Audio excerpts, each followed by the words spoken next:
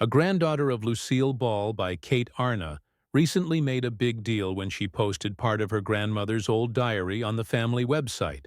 The people was shocked when they learned the truth. They thought it would just be reflections on a great career. Lucille wrote mean things about famous people in her diary, calling them devils dressed as angels. Some people thought they were better than others and were racist and made fun of the weak. Others cheated on their men to get huge amounts of money.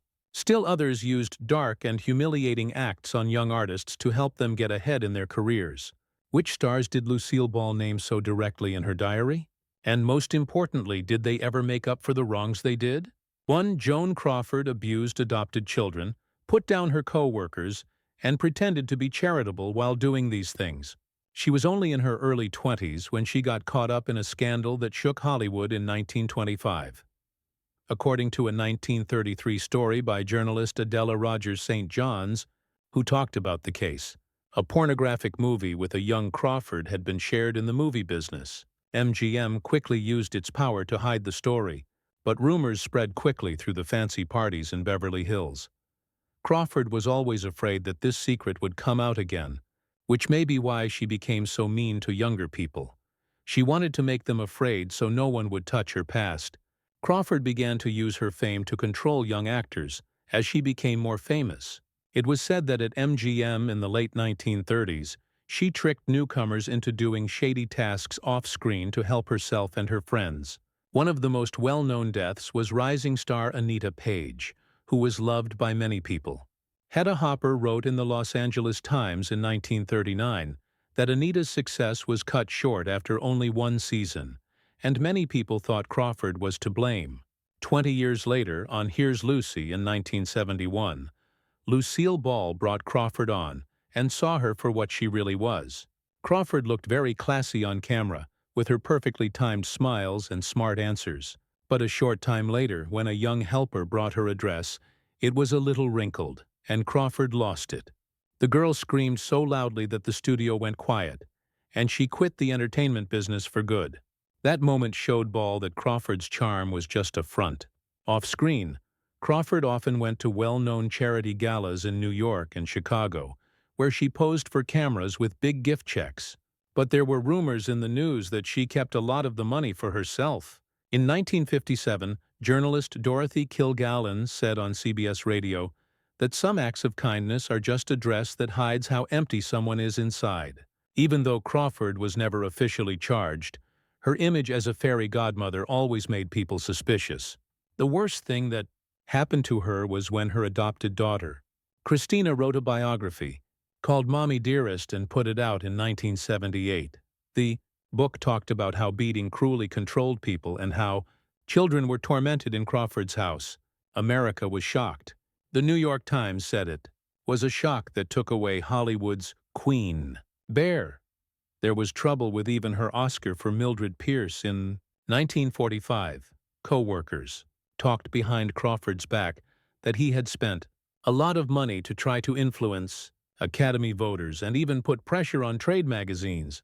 One director who did not want to be named told Variety that night, "Money and power won, not Mildred Pierce." People still thought of Joan Crawford as a Hollywood star. A lot of people's stories about Lucille Ball, on the other hand, showed that she was a charmer who was mean to weak people and good at pretending to be good. As Crawford's evil side came to light, Hollywood soon had to deal with another notorious person, Bette Davis, who used her power to put down her co-workers and publicly spoke out against the rise of black actors. Bette Davis publicly not wanting to work with black artists and abusing her power to hurt their careers. A fundraiser gala against poverty was held at the Beverly Hilton in May 1966. There were hundreds of famous people in the hall, and the chandeliers sparkled. When a young African-American waitress dropped a bottle of wine near Bette Davis's table, the air got cold. Davis stood up sharply, pointed right at him, and called him insulting names. The room went quiet. After the fact, guests told the Los Angeles Herald-Examiner that the waiter quit that night, but Davis just sat back down like nothing had happened. The people saw Davis and Joan Crawford's fight as the fight of the century. However, Lucille Ball saw more. Ball once told his co-workers that Davis was mean to everyone, not just equals. She hoped for people who couldn't fight back, especially young actors and crew members. In her autobiography, an unknown actress from the 1940s wrote that Davis had told a Warner Brothers director, "That kid doesn't deserve to share the stage with me." Davis's contract was then snapped the next day. What caused the most trouble was Davis's treatment of black players in the 1940s. A record from the Los Angeles Times in 1942 says that Davis strongly objected when Warner Bros.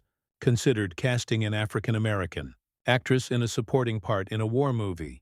She said that having a black actor with her would make the movie less interesting. The story was never on the front page, but crew members told it over and over again for years as a stain on her career. This is why Davis was seen as a holdover from the old ways by reviewers when Hollywood started to honor black actors. Her ideas were just as cruel. During the Red Scare, she spoke out in favor of WAC hearings. In an interview with the New York Daily News in 1951, Davis said she would not work with anyone who she thought might have leftist views. "A lot of my co-workers saw it as a threat to everyone. In fact, some young screenwriters who had worked with her lost their jobs all of a sudden. Even her Oscar win for Jezebel in 1939 made people suspicious. Industry rumors said Davis had lobbied hard, sending expensive gifts to Academy members and using his political ties to put pressure on voters. Variety gave the impression that she didn't just earn her win on screen, she also worked hard for it behind closed doors. Lucy Ball told her close friends one time that B. Davis was the best example of a star who didn't use their fame to help others, but to hurt them. People saw the tale with sharp eyes. But behind the scenes in Hollywood, rumors spread about a woman who was ready to give up justice and honor to protect her throne. When Davis's truth came out, Hollywood was shocked again. This time, it's not mean words. It's about a star who was shaped by the system and was made to do drugs and fake marriages. That star was Judy Garland as Dorothy in The Wizard of Oz. Her singing was like an angel, but her life was full of tragedy. It was said that she spent a lot of money on giving gifts and using her political connections to get what she wanted. Variety once said that Judy Garland, who was pushed into addiction, wrecked film teams, and made her marriage a public show, did not use her power to help, but to hurt. People saw the tale with sharp eyes. But behind the scenes in Hollywood, rumors spread about a woman who was ready to give up justice and honor to protect her throne. It was Davis's truth, music, that was shaped by the systems and fake marriages, and Dorothy of The Wizard of Oz music used sorrow to get gifts and use political connections. Variety once said that Judy Garland, who was pushed into addiction, wrecked film teams, and made her marriage a public show, did not use her power to help, but to hurt. People saw the tale with sharp eyes. But behind the scenes in Hollywood, there was talk of a woman who was ready to give up fair. Lucille Ball saw Judy Garland get to a Los Angeles shoot 9 hours late in 1962. A lot of workers had been waiting since the morning. The shoot fell over. The costs kept going up by the hour. Garland sang beautiful songs for 30 minutes, then stopped suddenly, saying she was tired. 3 crew members were fired the next day to make up for the losses. Later, Ball told her friends that she understood Garland's ability didn't just hurt her, it hurt other people too. Even her personal life was a mess. Garland got married to singer David Rose in 1941, but they split up 3 years later. She married director Vincente Minnelli in 1945. He was the father of actress Liza Minnelli. But they split up in 1951 because of rumors that the studio set up their marriage. He was her boss and husband, and they got married in 1952. This was her longest relationship, but it was violent and full of fights. In 1965, they got a loud split. Soon after, Garland married actor Mark Harron, but the marriage ended after only 2 years. Many people called it a beard marriage. Mickey Deans, her last husband, was 12 years younger than she was. They got married in 1969, only 3 months before Garland ended her life in London by taking too many drugs. Garland also had affairs with Frank Sinatra, Orson Welles, and even Marlon Brando after these 5 marriages. Each fling filled in a gap in her life, but they never gave her security. Not even her children were safe. Liza Minnelli often talked about how she grew up scared of her angry mother. In her autobiography, Judy Garland's second daughter, Laura Lou, said that their house was like a stage where she played a different part every day. During the Red Scare in 1950, the FBI even warned Garland because he was connected to left-wing writers. Studios tightened their hold even more, making her marry carefully chosen people to keep up the image of a model family. He was 47 years old when he was found dead in London on June 22, 1969. The New York Times said it was the end of a legend and showed how Hollywood treats its talented kids badly. When Lucille Ball heard the news, she sighed and told her friends that ability should never be a reason to hurt other people. After Garland Ball's list of demons came out, another person who shocked Hollywood, Ava Gardner, was revealed. 4. Gardner was a screen goddess whose beauty concealed stories of affairs, drinking, and mafia ties. Ava Gardner had ties to the mob and was seen embarrassing her co-workers in public at MGM's Big Gala in 1965 at the Beverly Hills Hotel while she was drunk. There were a lot of A-list stars in the hall, and magazines like Variety and Hollywood Reporter were busy with news. It was there that Ava Gardner shocked everyone in Hollywood. Along with Lucille Ball, Gardner raised a champagne glass, looked her in the eyes, and sneered, "A washed-up clown still clinging to glory." The hall was filled with the sound of those words. A lot of people froze. The band didn't play for a while, but Ball later told her friends that it was one of the most embarrassing things that had ever happened to her. Gardner wasn't only mean to well-known foes. The workers thought she was a nightmare. Assistants, makeup artists, and outfit designers all had to deal with her anger. A storm could start with one wrinkle in a dress or a lost hair strand. There was a time when Gardner threw a dress in her face and said, "If you can't do this, washing dishes would suit you better." This happened so often that people who worked for Ava said it was like going through a minefield. She could blow at any time. Her love life was just as unstable. She quickly got married to Mickey Rooney and Artie Shaw, but both marriages didn't last. But her affair with Frank Sinatra left a scar that would last a lifetime. When Gardner abruptly dumped Sinatra in 1951, he was so upset that he hurt himself in a Beverly Hills hotel. The Los Angeles Examiner said Sinatra had a serious mental breakdown, but close friends knew that Gardner had pushed him to the edge. They dated on and off for years, and their relationship was a toxic mix of love and hate. Sinatra could never get away from her. Besides Sinatra, Gardner was said to have had passionate relationships with businessman Howard Hughes, author Ernest Hemingway, and even Spanish leaders while she lived in Madrid.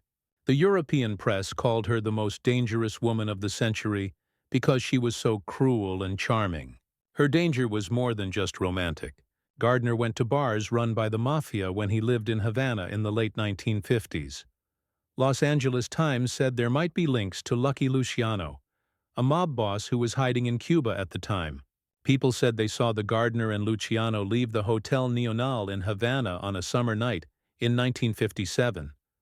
Some even said she went to gang parties that went on all night and had lots of money and beer. Even though they were never proven, the stories about her drinking made Hollywood directors not want to work with her, and her habits were always in the news. Gardner was often seen swearing and being drunk in bars in Madrid and London. In a Soho bar, she threw a whiskey glass at a photographer who was taking pictures without her permission. The headline on the Daily Mail read, "Ava Gardner, Screen Goddess or Drunken Devil." Behind the beauty once hailed as Hollywood's treasure lay a dark soul, where cruelty was disguised by charm. The Los Angeles Times made a guess that she was connected to Lucky Luciano, who was on the run from the mob and was living in Cuba at the time. People said they saw the servant and Luciano leave the National Hotel in Havana on a summer night in 1957. Some even said she went to parties that went on all night and where people traded money and drinks. Even though it was never proven, her shady links made a lot of Hollywood directors wary. How much she drinks. F5. Barbara Stanwyck leaving her kid behind. Hid fake marriages and joined the Red Witch Hunt. 5. Barbara Stanwyck leaving her son behind. Hid fake marriages and joined the Red Witch Hunt. Soul that was wicked but looked nice. The Los Angeles Times said there were hints that she was related to someone who was being held in Cuba at the time. People said they saw the gardener and Luciano leave the National Hotel in Havana one summer. Some even said she went to parties that went on all night and where people traded money and drinks. Even though it was never proven, her shady links made a lot of Hollywood directors wary. What she drank fed 5 people. Sheila Stan. 5. Maria Stanwyck. Giving up on her son, hiding fake weddings, and joining the Red Witch Hunt. Later, Dion quit show business and started living a hard life in the areas of Los Angeles. Stanwyck never talked about him again. Stanwyck had to deal with family issues and rumors about her sexuality all the time. During a time when Hollywood had strict rules about how stars looked, she was said to have been in relationships with several actors of the same gender, but she always denied them. To hide it, she got married to a beard. Many people thought that her marriage to actor Frank Fay was a great front that helped both of them keep up a good image. Later, the press thought that her long-term relationship with the beautiful and charming Robert Taylor was mostly for show and to stop the rumors. A mean-spirited magazine writer once said, "Barbara and Robert Taylor always seemed like the perfect couple, but behind it, it looked more like a contract than a love story." Fans were upset that she didn't care about family or fake marriages, but her political views were even scarier. Later, Dion quit show business and lived in poverty on the outskirts of Los Angeles. Stanwyck never talked about him again. Stanwyck had to deal with family issues and rumors about her sexuality all the time. During a time when Hollywood had strict rules about how stars looked, she was said to have dated several actors of the same gender, but she always denied them. She got into fake marriages to hide it. Many people thought that her marriage to actor Frank Fay was a great front that helped both of them keep up a good image. Later, she dated the handsome matinee star Robert Taylor for many years, but the press didn't believe they were really together and thought it was all for show. A Variety writer once wrote something mean. When people saw Barbara and Robert Taylor together, they thought they were perfect, but the truth was more like a contract than a love story. Again, Stanwyck had to deal with family problems and rumors about her sexuality. Several actors were said to have been in relationships with her. People were already upset about how cold she was toward family and fake marriages, but her politics made them even colder. During the early 1950s, when Senator Joseph McCarthy's communist witch hunts were all the rage in Hollywood, Stanwyck publicly supported conservatives. She signed 6 books and went to a number of White House Un-American Activities Committee events. Shelley Winters won 2 Oscars, but was known for being drunk, embarrassing, and obsessed with power. In 1968, Hollywood stars and wealthy business people met in a fancy hall in Beverly Hills for a benefit gala. When Shelley Winters was barely introduced by the MC, she stood up quickly, her face red from drinking. Winters yelled in front of hundreds of people that she earned a lot more attention. She threw her drink right into the face of the host, who was a well-known charitable figure. There was dead silence in the room. Lucille Ball, who was there that night, just shook her head long because she was used to hearing her co-workers lose it. These kinds of meltdowns happened all the time. Winters got on stage slowly on The Tonight Show in 1970. People in the crowd laughed because they thought it was a joke. But a few minutes later, the mood turned bad when she called a black person in the front row racist names. The event made the front page of the Los Angeles Times. Oscar Queen fails on the big stage. After sponsors grumbled, NBC had to say sorry to everyone. Winters was also mean to his co-workers. In 1968, a fancy ballroom in Beverly Hills was filled with wealthy business people and Hollywood stars who were there to raise money. When the MC quickly introduced Shelley Winters, she stood up, her face red from drinking. Winters yelled in front of hundreds of people that she earned a lot more honor. She threw her drink right into the face of the host, who was a well-known charitable figure. It got cold in the room. Lucille Ball, who was there that night, just shook her head because she was used to Winters' sudden reactions. These kinds of meltdowns happened all the time. In 1970, Winters tripped and fell on The Tonight Show. People in the crowd laughed and thought it was a joke until she started using racist slurs against a black person in the front row. The next day, the Los Angeles Times headline made fun of Oscar Queen's loss on Real World. Because sponsors were upset, NBC had to say sorry to everyone. Winters also picked on her co-workers. She showed up 3 hours late to a party in New York in 1971, her eyes glazed over, and scolded the hosts in public for not having her favorite whiskey. A Village Voice journalist wrote, "The party felt like a scene from a black comedy where Shelley Winters drunkenly ruined the night over missing whiskey. Even darker were claims of her racism. At Paramount, she was rumored to refuse working with black actors in major projects, claiming American audiences weren't ready." A Jewish screenwriter revealed in his memoir that Winters bluntly said during a meeting, "I won't play opposite people like that." These words alienated colleagues, though her 2 Oscars allowed Hollywood to tolerate her. Lucille Ball herself, known as Tough Side when speaking of Winters. She said crews lived in constant tension whenever working with her, as any slip could trigger a storm. Tybal Winters wasn't just hot-tempered, but cruelty cloaked in glamour. Yet even Winters wasn't the most haunting to Ball. That title in her list of Hollywood devils went to Tula Bankhead. That place belonged to Tula Bankhead, who could turn a family. Tula Bankhead once arrogantly declared at a New York party in 1956, "Hollywood exists because I bring life to it." The words sent chills not just for their arrogance, but for the way they mirrored how she treated others as mere pawns orbiting her. This superiority turned the 1957 filming of the Lucy Desi comedy Hour into a nightmare. Bankhead arrived drunk, reeking of liquor. When director Mitchell Lenn yelled action, she forgot lines, then blurted out obscenities, freezing the crew in shock. Moments later, she stumbled into a 20,035 million camera, nearly toppling it. A lighting crew member later told Hollywood Reporter, "We were genuinely afraid she'd blow up the whole set." Lucille Ball, standing nearby, froze in humiliation and anger. Bankhead also thrived on bullying colleagues. When young actress Barbara Nichols received applause from the studio audience, Bankhead stopped, glared, and yelled, "People come to see me, not to cheer some second-rate tramp." Nichols broke into tears, and weeks later, Hollywood buzzed with rumors believed to be planted by Bankhead that Nichols had slept with the director for her role. Nichols soon lost a major Paramount opportunity, and her career stalled. Off-screen, Bankhead was even more scandalous. She openly identified as bisexual in a conservative era, but instead of inspiring, she turned it into spectacle. Her wild parties in Miami and New Orleans were legendary, filled with booze, drugs, and endless debauchery. The Miami Herald once published photos of her leaving the Fontainebleau Hotel with Alabama Governor James Folsom, who was embroiled in a moral scandal.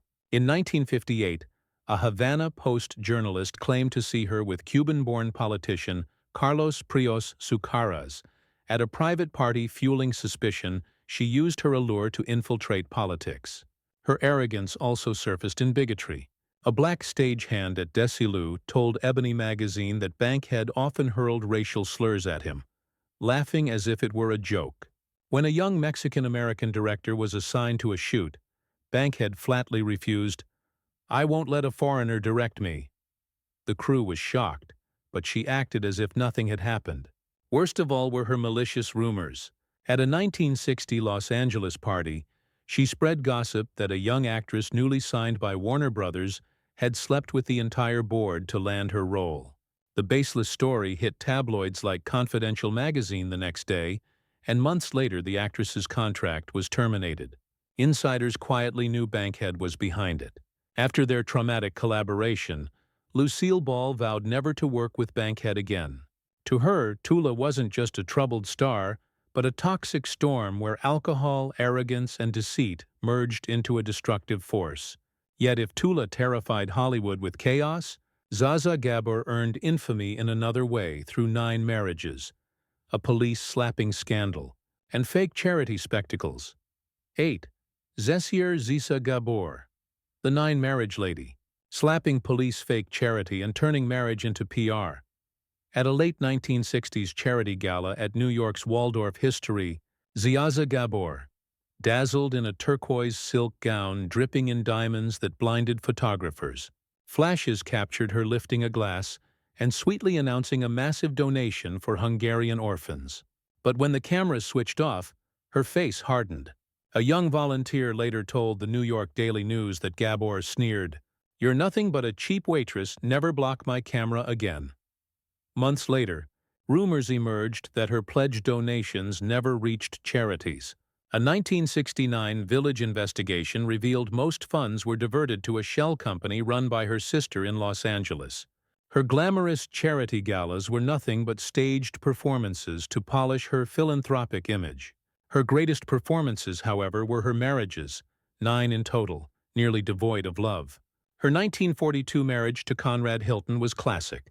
At a late 1960s charity gala at New York's Waldorf Astoria, Ziaza Gabor dazzled in a turquoise silk gown, dripping in diamonds that blinded photographers.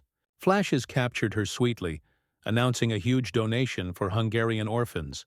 But when the camera switched off, her face hardened. A young volunteer told the New York Daily News that Gabor sneered, "You're nothing but a cheap waitress. Do not block my camera ever again." After a few months, reporters found out that her promises to organizations never came true.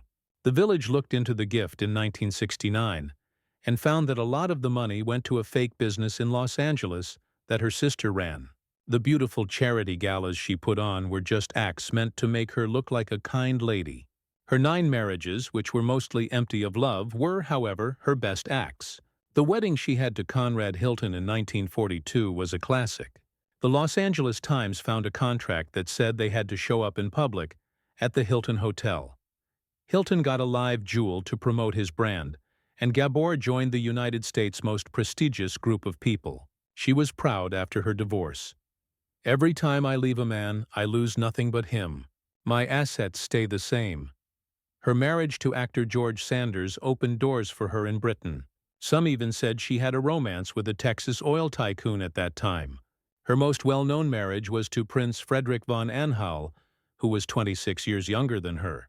People in the know called it a business marriage, since von Anhalt later sold the title of prince to rich people who wanted it for hundreds of thousands of dollars.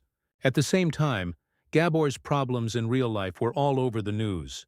The most important was on June 14, 1989, when she sped down Santa Monica Boulevard in Beverly Hills in her Rolls-Royce.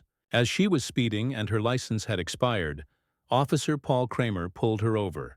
Gabor came out wearing a white glove and a cigarette hanging from his mouth.